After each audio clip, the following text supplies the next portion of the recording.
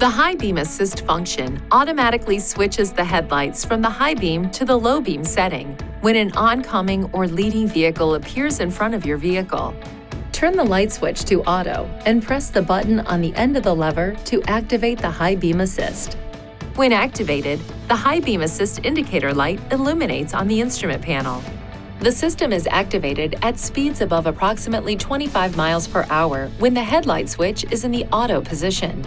The system switches to low beam at speeds below 16 miles per hour. Press the button again to deactivate the high beam assist. The indicator light turns off. The ambient light sensor used by the high beam assist function is located in front of the inside rearview mirror.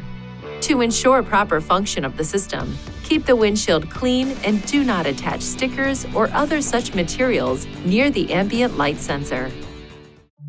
Please see your owner's manual for important safety information, system limitations, and additional operating and feature information.